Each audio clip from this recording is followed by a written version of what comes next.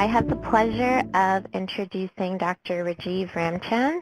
He is a senior behavioral scientist with RAND Corporation, and he's conducted many studies on suicide and suicide prevention across a number of populations. Thanks so much, everyone. It's a real pleasure to be here. And I just wanted to really focus on outputs and outcomes, distinguishing between the two so you can think about what's the difference and what are some possible measures we can use to monitor your communication campaigns. But they exist within a list of at least 7 core components that really create the foundation of your logic model. Your resources, your activities, target population, the outputs, the intended outcomes, the evaluation activities, and the needs in the community that you're addressing. So the way that I always think about how these make sense in a logic model is that you should be able to tell a story that should be in a narrative format. And this is what the story you should tell is. If we have the resources, then we can conduct the activities for the target population.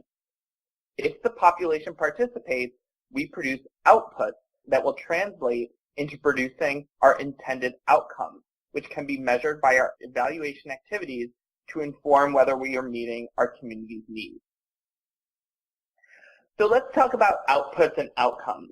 When we're talking about outputs, we're defining them as the amount, quality, or volume of goods or service provided by the program.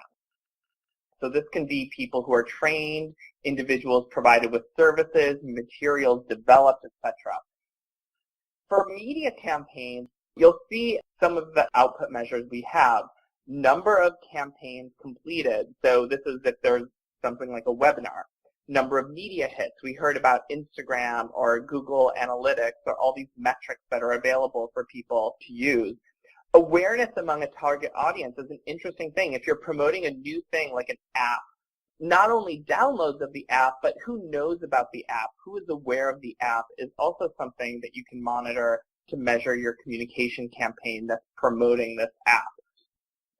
So those are outputs. How do those distinguish themselves from outcomes? Outcomes are the changes in the population expected as a result of engaging in the activities that the program has. So what is the change? So these are some questions when you're thinking about your intended outcome. What do you expect to change? For whom do you expect to change? When do you expect the change to occur? And how much change do you expect? So let's say you're promoting a hotline telephone number. So what I expect to change is I want more people to be aware of that hotline number. For whom do I expect it to change? Well, maybe if I'm on a college campus, I'm only targeting the students on that college campus. But maybe I want to target faculty and staff, or maybe I want to target all employees. And these are things in communication campaigns you really have to think about and that a lot of organizations have dealt with. So we talk a lot with our partners about this target audience and really making that specific. When do you expect it to change? Usually there's a blast of the marketing campaign, and then it pitters. So if you just put out the initial blast, people might not really cognitively be aware of it, but it takes exposure to it 3 or 4 times for them to really acquire the knowledge. So you might need to think about that and say, even though I'm just going to put out my flyers for 2 months, I'm not going to look for the change until 6 months later after we do a 4-month surge, for example. And then how much change do you expect? We're tempted to think that we're going to reach everyone. Usually that's not possible. So thinking about, I want 20% of people to be newly aware of this. I would also like to tell people that often we think like surveys and quantitative data and getting everything in coded numeric form is the way to go. And oftentimes when I'm talking to individual programs, I really highlight the qualitative measures. And what I mean is if you're doing a training, let's say gatekeeper training for 10 people, you're going to have really limited ability to analyze quantitative data from 10 people. One person is 10% of your sample. So it's going to be very strange.